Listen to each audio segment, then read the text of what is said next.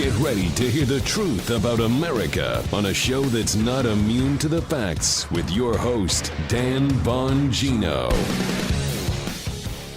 Folks, the Rittenhouse case has descended into total madness. Yesterday was an embarrassment and a case full of embarrassments for the prosecutor. It exposed so much. And I did a video on my Locals account last night for my subscribers. It's been this ongoing kind of Dan Bongino, what's in my mind at the moment, the Locals account. And I said, I'm in a bit of a quandary here because I'm obsessed with the Rittenhouse case. So I got to fit it in with the show and get the other news in as well. So we're going to start with Rittenhouse today because so much happened yesterday that speaks to so many different societal problems we have right now. I think that's why me and others are obsessed with this case. Let's get to it. Time to stand up to big tech today. Get a VPN, folks. Don't wait. Protect your data. Go to expressvpn.com/Bongino. Welcome to the Dan Bongino Show. Let's get right to it. I've got that. Another humiliating defeat for the fake fact checkers out there. Politifarce. I've always told you they are a farce now, you know. And a video by a CRT proponent advocate. Yes, CRT advocate saying he's got 1,000 soldiers out there locked and loaded and ready to go. I thought we were the crazy people. Isn't that what they keep telling us? We're the white supremacist, domestic terrorists, violent maniacs. I thought, yeah. Wait till you see this video. All right, today's show brought to you by my friends at Helix. Helix Sleep is a quiz. It takes just 2 minutes to complete. It matches your body type and sleep preferences to the perfect mattress for you. With Helix, you're getting a mattress you know will be perfect for the way you sleep. Helix has several different mattresses to choose from. They have soft, medium, and firm mattresses. Mattress is great for cooling you down if you sleep hot. Mattress is great for spinal alignment to prevent those morning aches and pains. That's important. And even a Helix Plus mattress for plus-size sleepers. I took the quiz. I'm thankful that I did because I was matched with the Midnight Lux mattress. I've never slept better. You're on the mattress, 6 to 8 hours a night.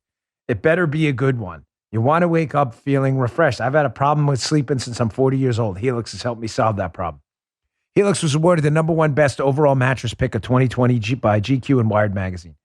Helix has been recommended by multiple leading chiropractors and doctors of sleep medicine as a go-to solution for improving your sleep. Just go to Helix. It's HELIX, by the way. Go to helixsleep.com/Dan, helixsleep.com/Dan. Take their 2-minute sleep quiz. That's all it takes. And they'll match you to a customized mattress that'll give you the best sleep of your life. They have a 10-year warranty. You get to try it out for 100 nights, risk-free. They'll even pick it up for you if you don't love it. You will. Helix even has financing options and a flexible payment plan so you can get great night's sleep. It's never far away. Helix is offering up to $200 off all mattress orders and 2 free pillows for our listeners at helixsleep.com/Dan, helixsleep.com/Dan. All right, Joe, let's go. Do not flee! All right. Is he okay? Can you check on him with the camera? Okay, first, it reminds me of, was it Amish from no, not Amish, the Irish guy from Braveheart. Remember the Irish guy from Braveheart? That's what you sounded like just there. You reminded me of that. First, for the dumbest take of the day so far, no connection to what Joe just did. None. The dumbest take of the day so far yesterday. That's not I don't want anyone to think that was a pot shot at Joe. Here is the tweet. I'm not kidding. Gregory McKelvey, blue checkmark genius on social media. He is apparently the chair, Joe, of the Oregon Democrat Black Caucus. The dumbest take of the day yesterday on the Rittenhouse trial. He says, this is an actual tweet. It's not the Onion or the Babylon Bee. Quote, employers, Consider giving your black employees a day or two off after the Rittenhouse verdict. Regardless of the outcome, it's going to be hard for black people to work, and it isn't fair to expect them to. Oh, my God.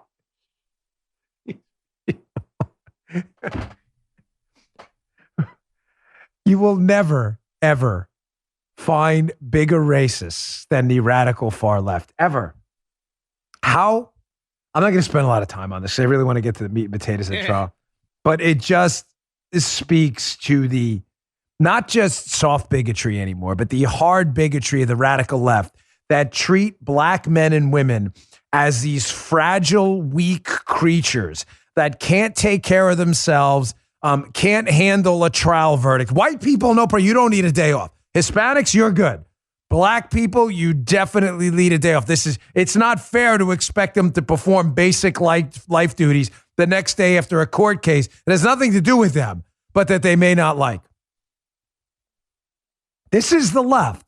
I have never seen a tweet so embody who the left is better than that from the chair, the Oregon Dem Black Caucus, speaking about how weak black people are. Ridiculous and demeaning, all wrapped up demeaning, into one. and insulting and racist and hard racism. This isn't soft racism anymore. Look at you, you're so weak. You can't handle the trial. You might as well stay home in bed with a thermometer in your mouth in case your temperature goes up. It's so ridiculous. All right, let's get to the actual meat and potatoes yesterday. The most ridiculous tactic yet, which is hard to categorize based on how bad this prosecutor's been. This is yesterday. He did what I believe to be the dumbest movies made so far in the trial. So you have to keep in mind the residents of Kenosha who are on the jury. They're largely residents of that area. Remember full well the chaos and fear of the riots last summer.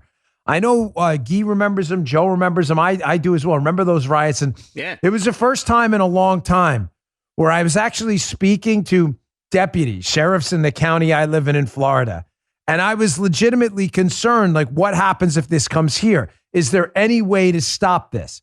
I know what we did in New York City. I know the Rudy Giuliani rule. The Giuliani rule was you throw a rock, you go to jail. Second guy who throws a rock goes to jail. There was no third guy, okay? That was the Giuliani rule. That wasn't happening in New York. And what happens is the chaos was festering. Oh, we can get away with it in New York. We can get away with it in D.C. I will never forget going to the Trump Hotel in D.C. and seeing the entire block boarded up with plywood. It looked like something out of Escape from New York with Snake Plissken. I'd never seen anything like it. The Kenosha residents who saw their city burned to the ground remember this well after the Jacob Blake shooting. So if you're a prosecutor trying to, humanize the people who were shot, trying to humanize yourself to a jury, would you do it by insulting the jury and pretending the riots and the chaos that they lived through were really no big deal? You're in my audience. You're like, of course not. That's asinine. That's exactly what the prosecutor did. By far his most ridiculous, outrageous tactic yet. Take a look at this. Prosecutor Binger playing down the riots and what I believe alienating the jurors. We'll see when the verdict comes in. But check out the way he talks about what Rosenbaum, one of the people who was shot by Kyle Rittenhouse, but who was involved in this whole civil unrest situation. Watch the way he plays down all the stuff Rosenbaum did. Check this out. Oh, let me tell you all the awful things Joseph Rosenbaum did. He tipped over a porta potty that had no one in it. He swung a chain. He lit a metal garbage dumpster on fire. Oh, and there's this empty wooden flatbed trailer that they pulled out in the middle of the road, and they tipped it over to stop some bearcats, and they lit it on fire. Oh, and he said some bad words. He said the N-word.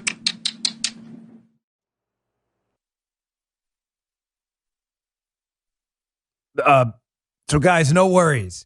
He dropped a few N-bombs while setting a dumpster on fire, tipping over cars and a porta potty in the process. But don't worry. Don't worry, guys. Joe, no one was in the porta potty, so it's no big deal. Yeah. Don't. Yeah.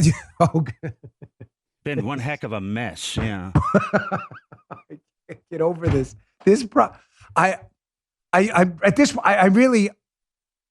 I'm not joking. Like, I don't get it anymore. Because now I thought in the beginning, okay, he's playing for a mistrial, the prosecutor, right? He's playing for a mistrial because he knows he lost the case.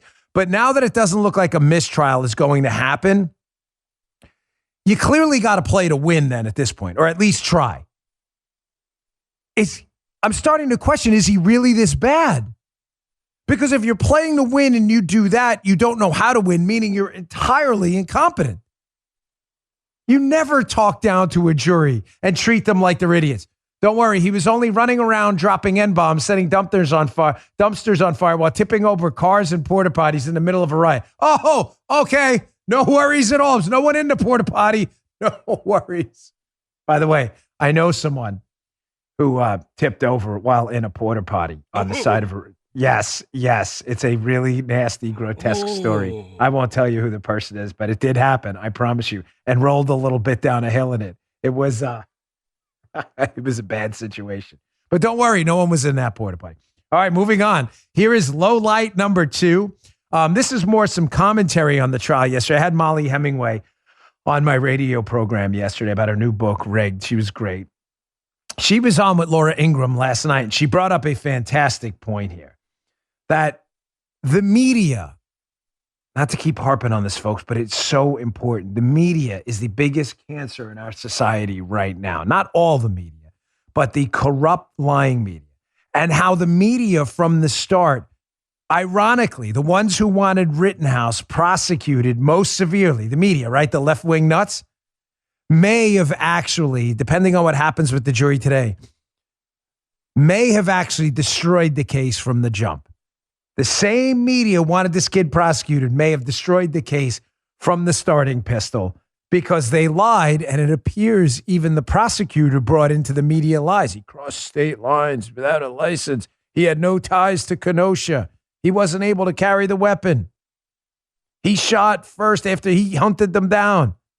Listen to Molly Hemingway explain this beautifully on Laura Ingram's show last night. Check this out. It just is a sign of how incompetent this prosecution was. They were describing getting beat up with a skateboard, having guns pointed at you, being chased as just a tussle that everybody should expect, or this idea that if you take steps to protect yourself that you lose the right to self-defense. None of this makes any sense, and it really was shocking to see the prosecution make a case out of a set of facts that doesn't exist in the real world. It is, as Dinesh was saying, as if they took some of the media claims that were made and treated them as if they were real when they weren't. We were told that this 17-year-old crossed state lines trafficking a weapon in order to be in a place that he had no business being in to engage in vigilante justice. It turns out he didn't traffic a weapon across state lines, which is why that charge was dropped today, that his family is in Kenosha, and that he was asked to help protect some of the property that was being assaulted by the violent rioters who were engaged in such acts of destruction during that time. Yes. Fantastic point.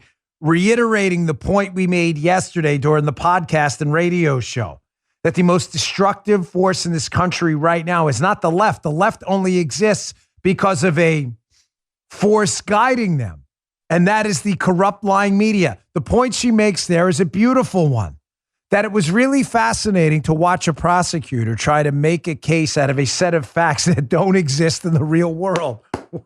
Well said. Very, very well done. Well, why did he try to do that? Again, going back to point one about his most ridiculous tactic yet, the prosecutor. I'm starting to wonder, ladies and gentlemen, if this guy is really just that untalented that he listened to the media narratives himself, the prosecutor, and never bothered to do any homework. Why else would you charge someone with a firearms possession based on a barrel length and never measure the barrel of the gun? I got that coming up a little bit later, too. How incompetent do you have to be? And by the way, what was the defense attorney doing? How come he didn't catch that? I mean, listen, we got to, again, be fair in this case. Why? How did he miss that? All right, here's the prosecutor. This is the assistant prosecutor here, Krause, another one on this case, along with Binger. These two are just jokers, right? The prosecutor, again, demonstrating he is entirely ignorant or is lying to the jury about how use of force works, insisting somehow that there is some kind of an escalation mechanism necessary, that if you're confronted by a guy, let's say he's 6'5", 300 pounds, looks like Brock Lesnar or whatever. He confronts you in the street. You have nothing to say or do with him at all. And he knuckles up to you, Notre Dame Fighting Irish style guy. And he's like, hey, let's go at this. And he starts pounding your head into the concrete, that you're obligated to pull a Dalton from Roadhouse. If you watched the trial yesterday, you know what I mean. They actually showed a photo of this nonsense, right? You're obligated to do a Dalton from Roadhouse and do like a karate boxing match with this guy before you defend your life. No, he didn't say. Yes, they implied that yesterday.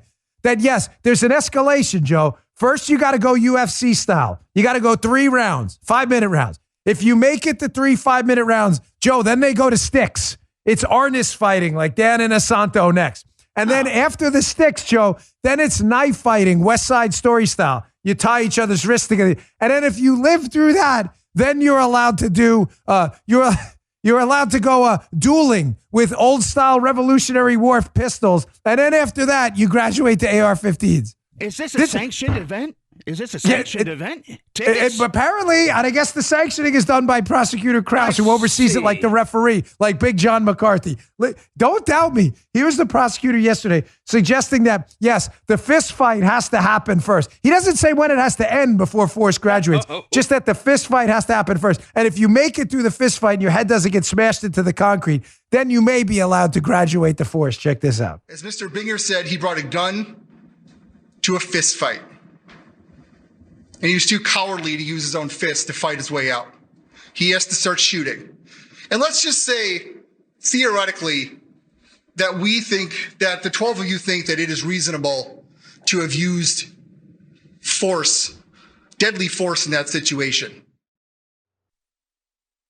Folks, I'll never forget being in Argentina on Jenna Bush's detail. And we were sitting in the car with these Argentinian, basically Secret Service guys. They were police officers. They were good guys. And we would talk. I mean, we were in the car with them 8 hours a shift. You wind up talking about everything. And their English was very good because my Spanish was terrible.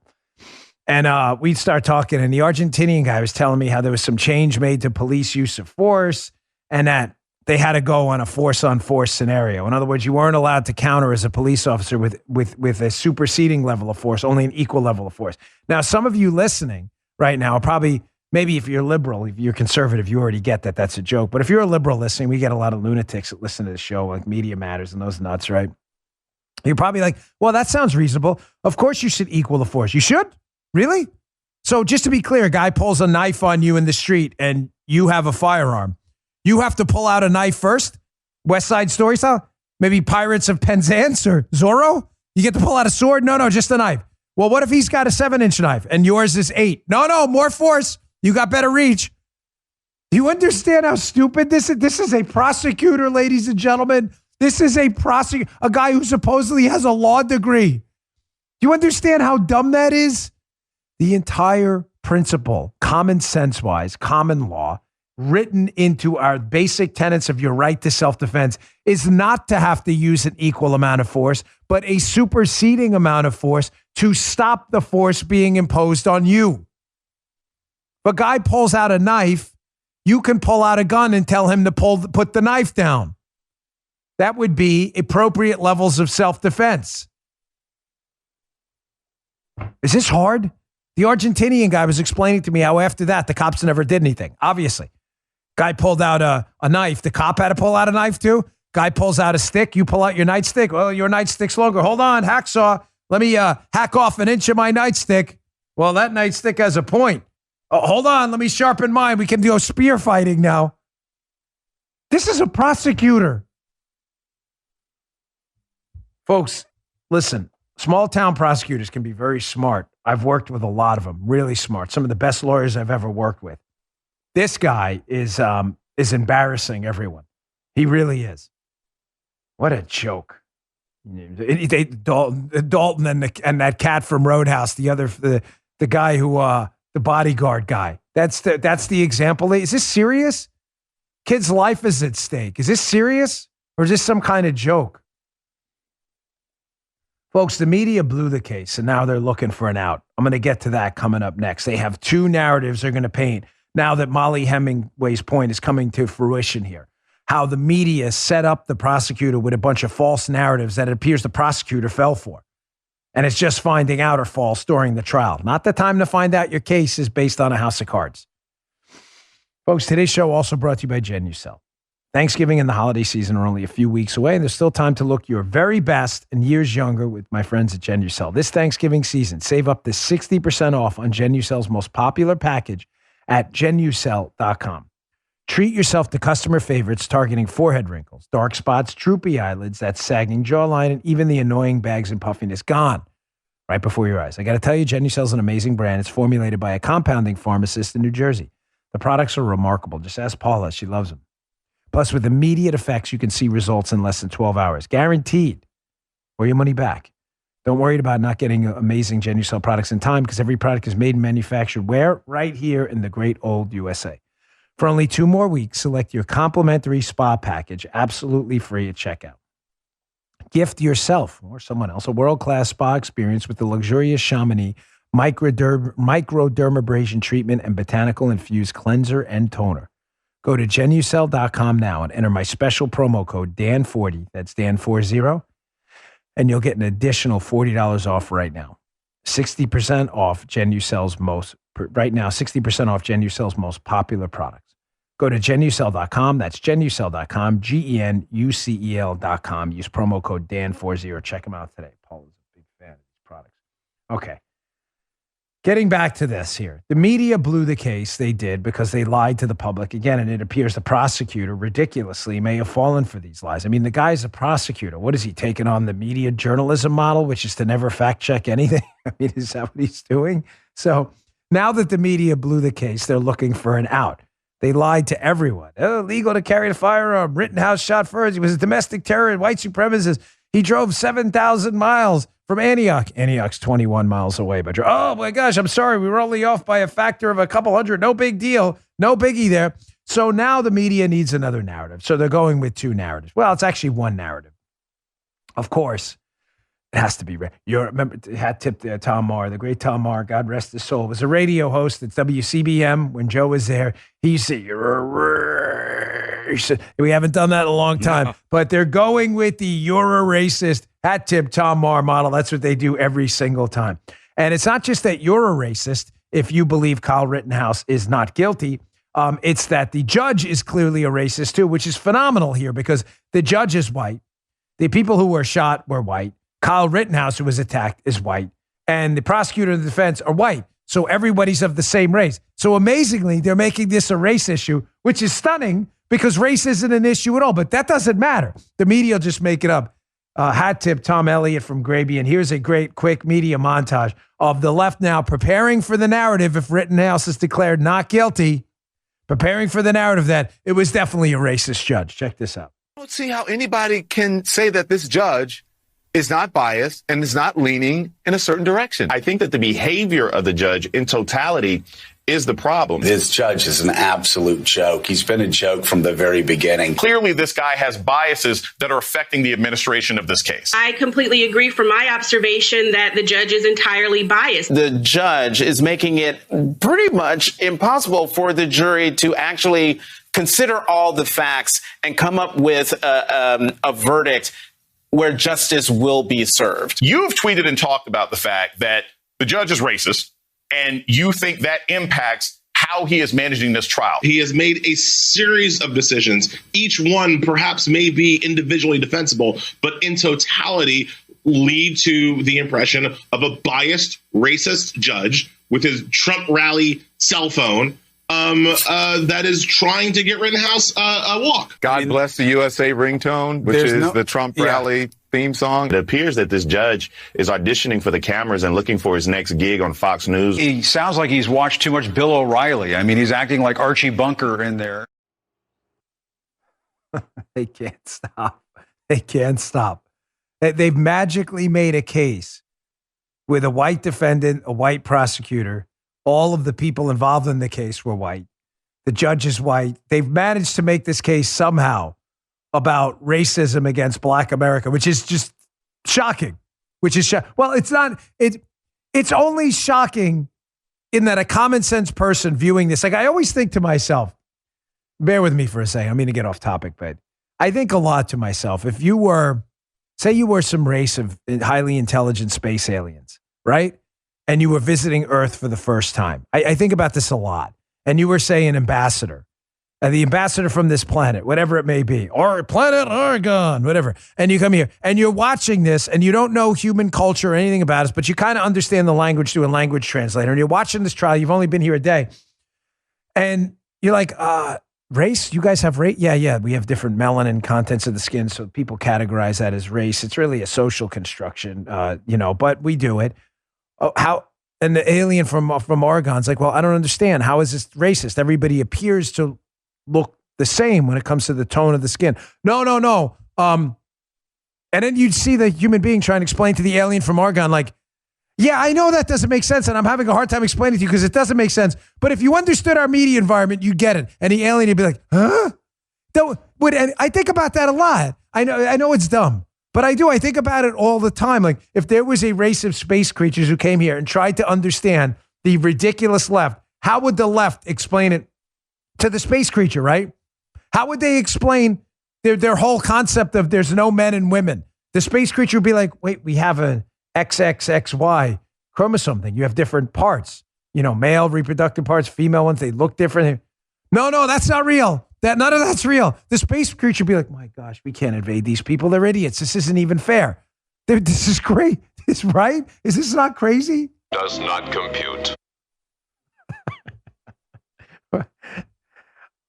Now, why does this case matter so much to the left? Folks, it matters for a very serious reason. Think about it, right? Why is the left wasting so much time creating false narratives, lying about Kyle Rittenhouse? Why? There's, 10,000, 20,000, 100,000, who knows? How many criminal cases going on right now across the country for felonies? Why is the left so interested in this particular case? Well, Tucker explained it really well on his show last night. He's correct. Folks, the left needs you to be hapless victims. The left, the whole Soros network of people, right? They want you to be helpless. Soros, these people who spend all this money on political activism, they don't want you to dare fight back. It reminds me of Michael Anton's Smales exhortation, Judge Smales from Caddyshack. You'll get nothing and you like it. The minute you fight back using the courts, the left wants to remodel the Supreme Court. The minute you fight back with Donald Trump in office, tax cuts, deregulation, the left accuses him of giving Vladimir Putin back rubs, right? The left wants you to have nothing. And one of the ways the left wants you to have nothing as well is they don't want you to be able to organize in the streets like they do to create social change. Pay very close attention to what I'm about to say. They don't want that. They know we outnumber them. The left knows they are a minority of wackadoodle moonbats, right? They saw what happened with the Tea Party and how we got out there. Remember what happened when we got out there with the Tea Party? Remember the false allegations of up on Capitol Hill? Remember that, Joe? They were spitting on people up on Capitol Hill. Remember that? Meanwhile, no one could produce the video of any of this happening. The left is terrified that the right is going to figure out how to use the streets too. Don't ever, ever forget that. So the way the left wants to keep you out of the streets is by financing and organizing their shock troops, Antifa and BLM, who will use violence to frighten you. If Rittenhouse gets off and people understand, you know what, I can defend myself too if the police aren't there and if my life is under attack, the left is terrified that more people will say, hey, listen, I'm not going to put up with this. If you attack my life, I'm going to defend myself. The left wants nothing more than to McCloskey every single person out there. Please, please, if there's a point I've made in this show in the last few weeks, I need you to take home and make salient in your brain and tattoo on your skull, it's that. The left wants to McCloskey everyone. We will break down the private fence to your street. We will invade your property. And the minute you even show up outside and even pretend to defend your life with a firearm, loaded or unloaded, you will go to jail. They want you to be weak. They want you to kneel before them. And the fact that this kid didn't kneel and defended his own life, if they lose this case, it changes the whole game. Do you understand? Please, I don't mean to sound condescending. I know you get it. But Tucker explained this beautifully last night. The left wants to own the streets. They don't want you out there. You come out there, they're going to attack you, and you're going to take it. Therefore, they have to win this. That's what's about the lies. Here, listen to Tucker explain this beautifully last night. Watch that prosecutor, Thomas Binger, who's writing these names anyway, explain that if you take steps to defend yourself, you have by definition given up your right to self-defense. They have to convince you that Joseph Rosenbaum was going to take that gun and use it on the defendant because they know you can't claim self-defense against an unarmed man like this. You lose the right to self-defense when you're the one who brought the gun. Who's writing the rules here? Let's just pause for a second and go through what he said. There's no such thing as self-defense against a man who has no gun. Really? Well, according to the federal government's own statistics, far more people in this country are beaten to death every year than are killed by AR-15s. So that is a, by definition, ridiculous claim. If an ex-con with a history of violent crime informs you that he is going to murder you and then tries to grab your gun from your hands, you are allowed to respond. In fact, you have to respond because it would be suicidal not to, obviously. But as a legal matter, all that matters here is whether Kyle Rittenhouse reasonably believed that his life was in danger. And of course he believed that. Why wouldn't he? You would believe that too if you were him. But it's the second part of the prosecutor's lie that tells you the most about how these people think. Here's the quote. You lose the right to self-defense when you're the one that brought the gun. Really, Mr. Binger? So no one with a concealed carry permit is allowed to defend himself? What's the point of having a gun if you can't save your own life with it? Get it? Get it? Got it? Good. Tucker's exactly right. The left has always hated the Second Amendment. The left will crap all over the cops until they tell you the cops are the only way to defend yourself because they want you to put your firearms down. The left does not believe in an inherent God-given, big R, God-given right to self-defense. The left needs to own the streets. They don't want the Tea Party or anything like it back on the streets again. The way to keep you off the streets is to attack you and intimidate you. And if you believe you have the right to defend yourself when a reasonable person would believe their life was in danger, then all of a sudden the less intimidation game isn't so intimidating because we outnumber them. Folks, that's why this case is a red line for them. And that's why they are putting all of this energy into making sure an innocent man goes to jail. Good job by them, by Tucker last night, explaining that. He is exactly right. Once you know their game, it all makes sense. All right, here's what I got coming up. PolitiFact blows it again. I mean, the PolitiFact, folks, to call them a joke it's almost self-explanatory at this point. PolitiFarce has always been a scam. I've been warning you about them for 5-6 years now. They got busted lying to you again. The same fact checker who said Biden's checked his watch during the ceremony with the dead soldiers. No, that's not true. Remember that guy, Daniel Funky? Yeah, he's back again. All right, we'll get to that in a second. Today's show brought to you by Raycon. Hey, it's never too early to start gift shopping for the holidays. I'll tell you a gift I'm getting for a lot of people in my life are Raycon earbuds. You'll save big on a gift they will use every day. These are my Raycon wireless earbuds. I'm actually going to get a new pair because I like to have one pair in my bag, one pair here up in the office for conference calls. These are the best earbuds out there. Look, they're nice. They're stylish. They stay in your ear, which the other ones don't for me. They come with this cool case you can charge.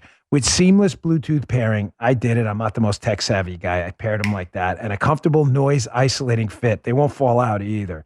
Not for me. You can start listening right away and keep listening for hours. The audio quality is amazing. It's comparable to what you'd get for other premium brands. Here's the thing, though. Raycon starts at half the price. Don't waste money. Don't waste money. These look better. They sound better. Don't waste money. Their new everyday earbuds come with 3 new sound profiles to make sure everything you're listening to sounds its best with just the right amount of bass. Raycon offers 8 hours of playtime and a 32-hour battery life. Look, mine's still going on. I was using them all. Do you see that? The light comes up. Mine are still going. There's also a built-in mic. You can take calls on your earbuds at the press of a button. So this holiday season, get the people you love something they can use for calls, for music, work, play on a plane, wherever you may be. Want to meditate with them, use those meditation apps or pick up a pair for yourself. Trust me, you're going to use them every day. Here's how you get these Raycon earbuds. Go to buyraycon.com/Bongino today. That's buyraycon.com/Bongino today and unlock exclusive deals up to 20% off your Raycon order. But hurry, this offer is available for a limited time only. You don't want to miss it. That's buyraycon, RAYCON. Buyraycon.com/Bongino and unlock up to 20% off your Raycons. They're terrific earbuds. Buyraycon.com/Bongino. Buyraycon.com/Bongino. Thanks, Raycon. Okay, folks. PolitiFarce strikes again. I told you this website was a joke. They are not fact checkers. They are not even good opinion checkers. Here's Daniel Funky, clown show fact checker, back again. Funky had said a while ago that, hey, at 17 years old, Kyle was perfectly legal to be able to possess that rifle without parental supervision. That's a quote. He fact checked that as false. As the judge threw out the charge yesterday for the weapons charge and dumped it, Daniel Funky was proven to be a buffoon. Now, here's the funny part. Daniel Funky, and just to be clear what we're talking about here, Kyle Rittenhouse was not guilty of a weapons charge for carrying the Smith & Wesson M&P 15 AR-15 he was carrying, because the conditions on the charge to charge him with it would have to be that he was underage, he was not, or that the barrel was a short-barreled rifle. It was not. I have a Smith & Wesson M&P 15. Here's the funny thing. Dan Funke, in his fact check a year ago, which was completely wrong, his fact check, actually has links, I have them right here, to the Wisconsin and the Illinois law, which clearly state the age doesn't the age doesn't qualify for Rittenhouse, and the short barrel restriction doesn't apply to Rittenhouse either. Go to the Illinois one next, because he was in Antioch in the neighboring state of Illinois.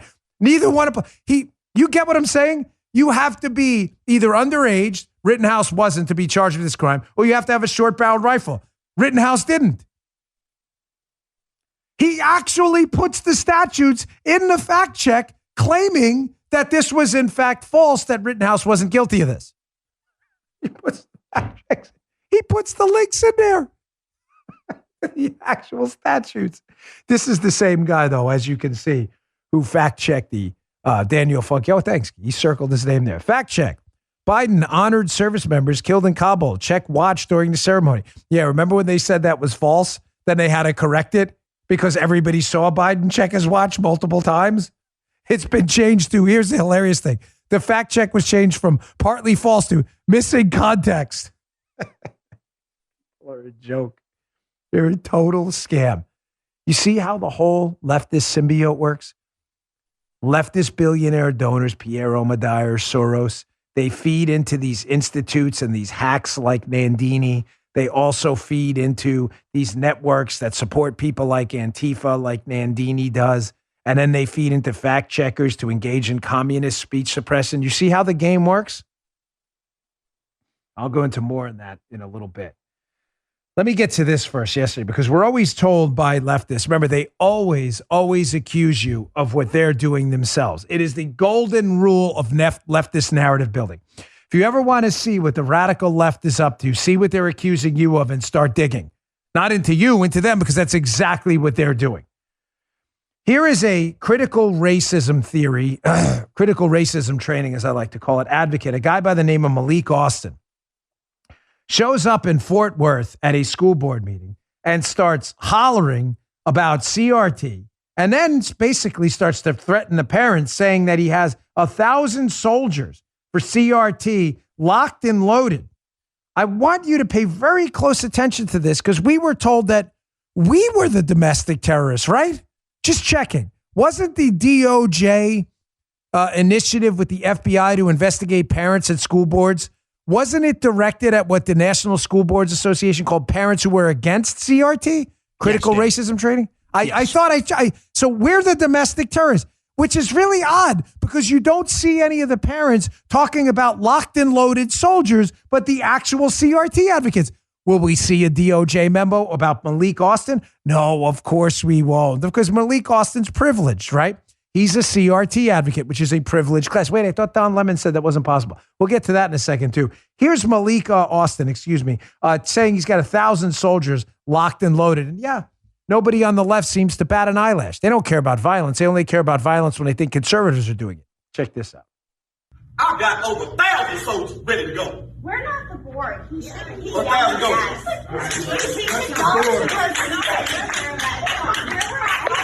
I don't care. Yeah, we're the police. My first amendment rights. My first amendment rights are here. The board is in front of you. Not me. If you want to talk to me, I'd be happy to talk to you. You're not challenging. Time. You're not challenging. Time. Address the board. Yeah, I'm gonna bring my soldiers with me next time. I'll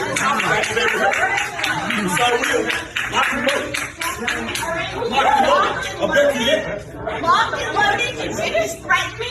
Bye.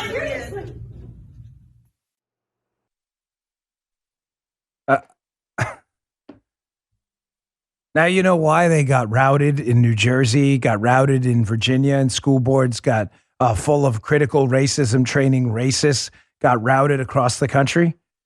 Because you think parents don't know that they were the ones who showed up to peacefully exert their big R God-given right to assemble and petition their government at school board meetings, and yet they were accused of being domestic terrorists. You get this guy here yesterday screaming about locked and loaded soldiers. How is that not an implied threat? What else would he be saying? You see a DOJ memo about that? Is the FBI talking to him? I'd like to know. FBI, what are you guys up to? What are you up to there? Are you talking to him? You should be. Why aren't you? Oh, that's right. You're too busy in Loudoun County, Virginia, investigating Jane Smith, who showed up because she doesn't want her kid being taught to be a racist. Unbelievable. And it reminds me yesterday, I hate to play cuts again, but I want to play this cut of Don Lemon. I played it actually twice in the radio show yesterday because it shows you, big point again, I'm going to make again at the end of the show, and I made all day. Molly Hemingway's point, that the state of the country we're in now, we are only in because the media consistently lies to people. Dinesh D'Souza will make this point at the end of the show today. That is why liberals believe what they believe. These people aren't stupid. They believe it because the media tells them nonsense over and over and over again. Like Don Lemon telling people yesterday that Rittenhouse is somehow an example of privilege, despite being on the trial for homicide, having no one in the case was anything other than white involved in this. But Lemon makes a racial incident, and then he tries to claim somehow that privilege is a white thing. Privilege? Sounds like Malik Austin had privilege yesterday. He didn't walk out of there in handcuffs. Check this out. It is the ultimate degree of entitlement when people believe that this is how they're supposed to be. What the right is saying about Kyle Rittenhouse is that, well, the government didn't do its job, so it took a 17-year-old kid to come in and do what was right. That's vigilantism. That's not what people are not supposed to be vigilantes. We're not supposed to be taking justice into our own hands. Imagine if every single person in America did that. Imagine if you call for black men or just black folks to be armed and go out on the streets and, do what they think. Justice, take it back. Remember, and what they did to you and slavery, whatever, go and take things and do. Imagine if people were condoning that. Yeah, imagine that, Joe. Imagine if people were condoning that. Imagine like that. Malik Austin saying he had 1,000 soldiers locked and loaded. Yeah, imagine what would happen. Imagine talking like Hawk Newsom. There's going to be bloodshed in the streets. Imagine that. Imagine that, Don. You're going to call that out in your show? You big fraud. And you wonder why people laugh at you idiots and why CNN has less viewers than a rerun of SpongeBob. Morons. So sick of you idiots. Did he not see that? Someone please send that cut to Don Lemon and ask him when he's going to condemn that. Ask him when he's going to condemn Hawk Newsom. Going to be bloodshed in the streets. I'm so sick of these fake tough guys, too, by the way. I don't want to keep harping on this, but I'm just tired of it. We're locked and loaded. Believe me, I spent a lot of time in cells with bad guys watching how they behave. They're the first ones calling for their mamas when they get locked up. They are the biggest wuss bags you have ever seen in your life. They're big smack talkers, and you can replace smack with an expletive. That was a big eye-opening. When you're the new guy as a police officer, they stick you in the cells. Every precinct has a cell before you go to central booking. It's not the best job. You got to fingerprint everyone. Everybody wants their phone call. They're all complaining about something. It's not the best gig. But you learn a lot about people. A lot. Because I would talk to them. They're still human. I'd still talk to them once in a while. They are the first ones crying for their mamas when they get pinched. The biggest smack talkers. They'll be locked and loaded, bloodshed in the streets.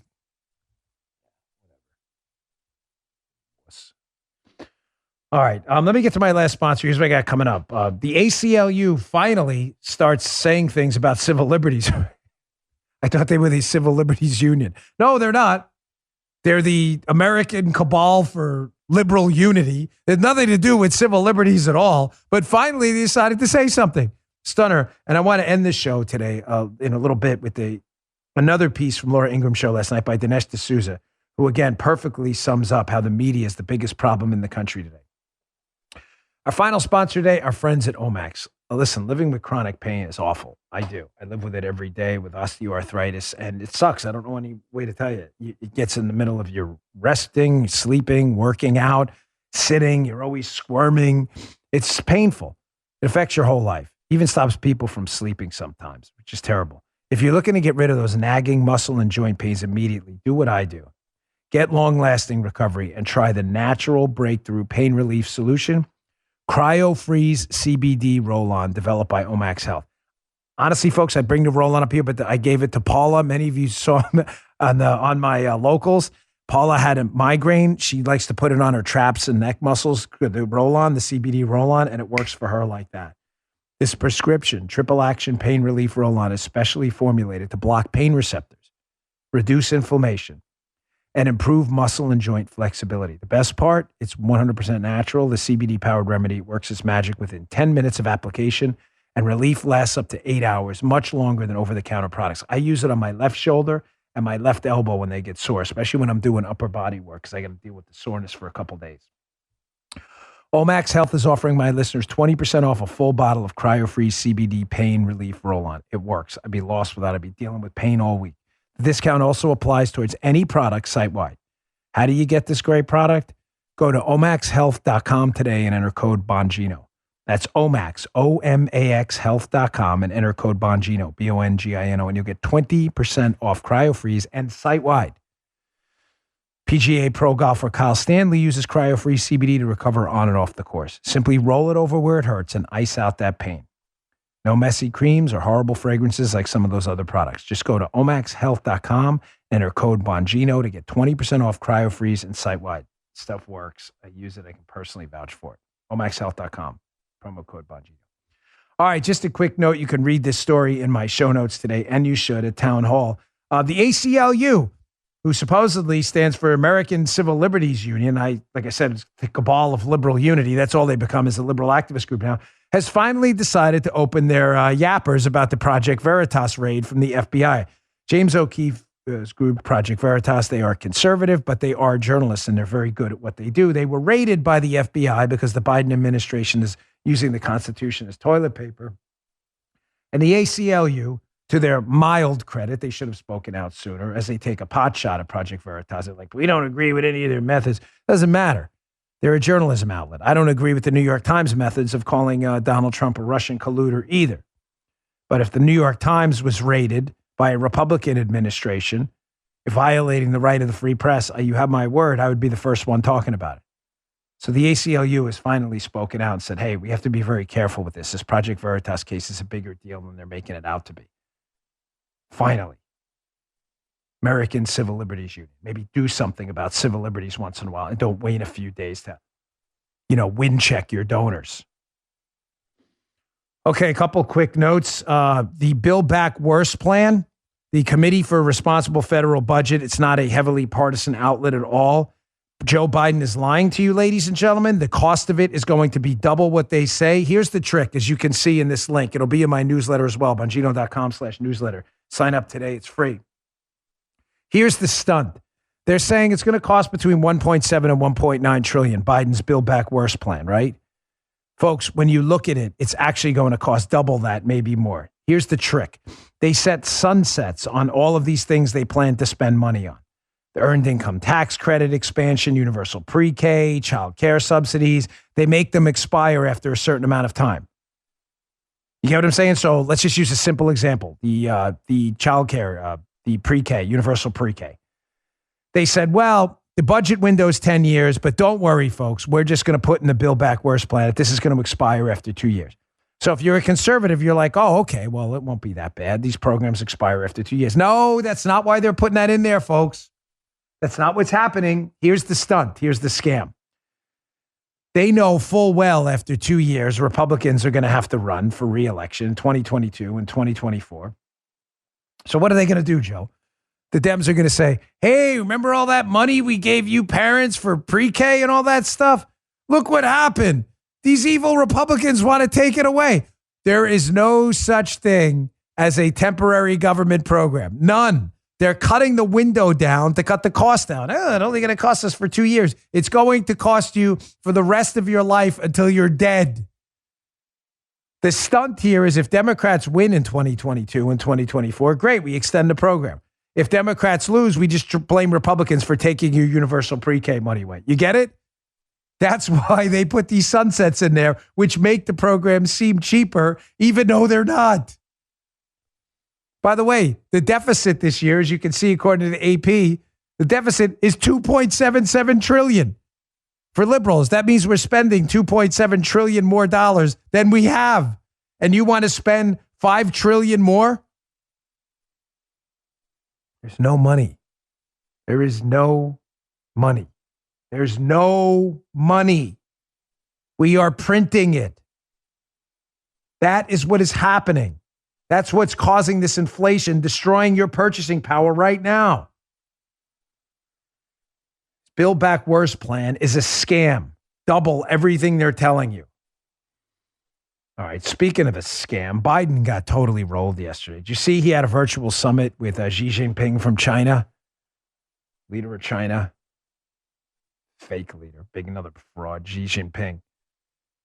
Well, Xi completely trolled Biden yesterday, showed no respect for him at all. What do I mean? Listen, this is not, it's kind of interesting and humorous what happened, how Xi just has no respect for Biden whatsoever. But you know what's not funny?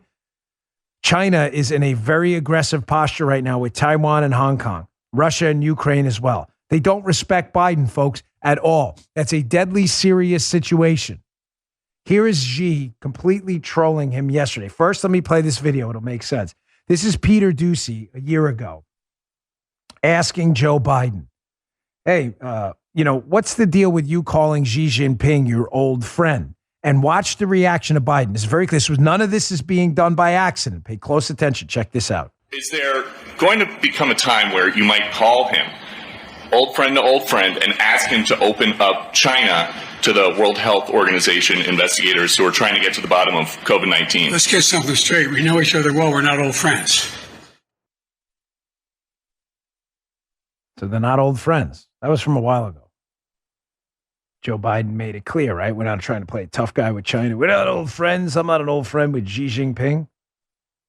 It's really weird if you watch this New York Post article. During the summit, they opened up, China's Xi called Biden an old friend after the president talks climate change, but not COVID at virtual summit. You think that was by accident? You think Xi just accidentally used the term old friend? Folks, he's letting him know who the boss is. I am not an interventionist overseas by any measure. I believe we should be very judicious about the use of our military. But what's happening right now with China's aggression towards Taiwan and Russia's aggression towards Ukraine, 100,000 troops on their border, is very serious. And what bothers me about that, what that exchange right there, is Xi doesn't take Biden seriously. He opened up the interchange with him on the virtual summit by humiliating him. That was done deliberately. It was not an accident. It was letting him know we don't respect you. We know exactly who you are. And China is preeminent right now. That's what he's doing. All your beefs against Donald Trump, he wouldn't have pulled that scam with him. That was not, I repeat, not an accident.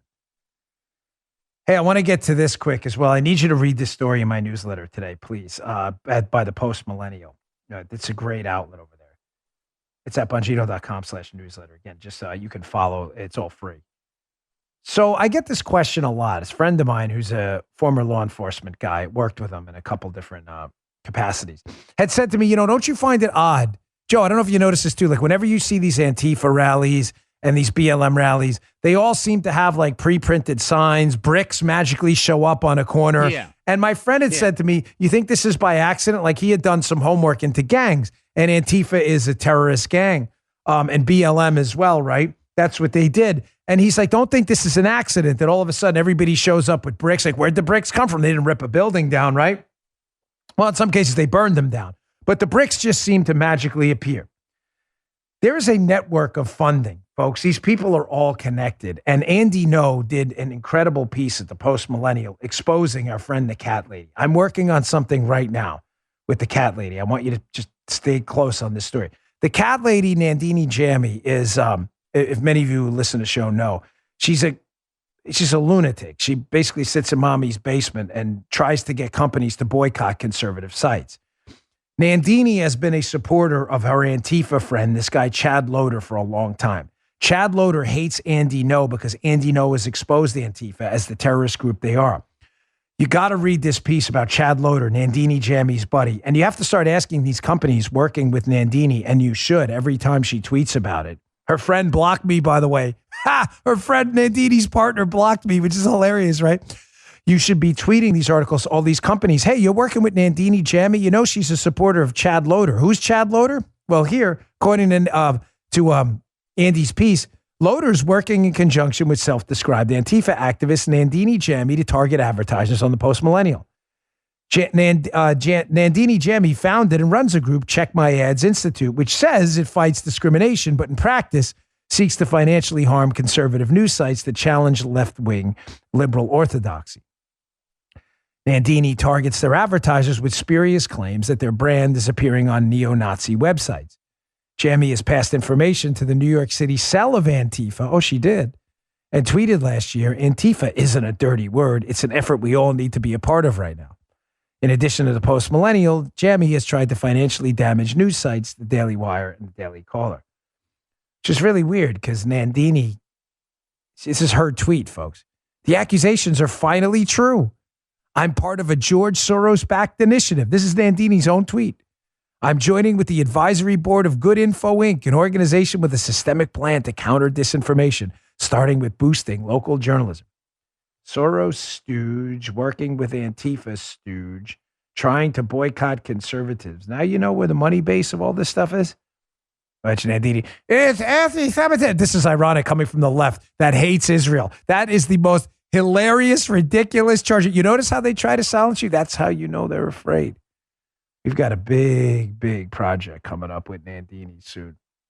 Any organization working with this grotesque anti-Semite who has attacked a Jewish podcaster for ridiculous false claims, who works with Antifa, and who has been defrauding her donors who lied to them, just know you work with her. We're going to be exposing that you're working with this Antifa-backing lunatic. Trust me, we're not letting any of this go. All right. I want to end the show as I had begun it today on the Rittenhouse trial and how the biggest problem we have in our country right now is the left-wing media and people like Nandini who work with them to make sure the facts never get out. They are the disinformation specialists. And because of this pool of disinformation, you have people believing things that just aren't true. Here's Dinesh D'Souza making this point I made yesterday about the media being so cancerous to our society. The bad media, the lying media. On the Laura Ingraham show last night. Check this out. It's been so startling to compare the videos and also the facts as presented in the trial with the leftist media narrative leading up to the trial. For example, even small things that came out in the trial. At one point, Kyle Rittenhouse blurted out that his dad lives in Kenosha. And it turns out he has other relatives in Kenosha as well. And right away, I thought, wow, I've been reading for months and months that this guy crossed state lines. He was a chaos tourist. He was coming to Kenosha. He had no business whatsoever in Kenosha. Well, he has family in Kenosha. So one after the other, he's a white supremacist. He was chasing after those guys. They weren't chasing after him. Evidently, a lot of people were even under the impression that his victims were black. So, you know, you had this elaborately constructed narrative. And if I'm someone reading the New York Times or just watching CNN, you know, I would take in these lies. You can't even blame people for sort of completely being on the wrong track. There it is, folks. Beautifully stated. You can't blame people for being on the wrong track here when it was all they were told about Rittenhouse and everything else, the Russia hoax, for the past 3, 4, 5 years of their life. What I do blame you for, though, is not seeking the truth. It's out there. And this isn't the X-Files. It's a real world. Thanks for tuning in, folks. I really appreciate it. If you wouldn't mind, please subscribe to my Rumble account, rumble.com/Bongino. It is free. You can always find my podcast there no matter what happens with me in the future. Rumble.com/Bongino. We're almost at 2 million subscribers. We appreciate it. See you on the radio show later. You just heard The Dan Bongino Show.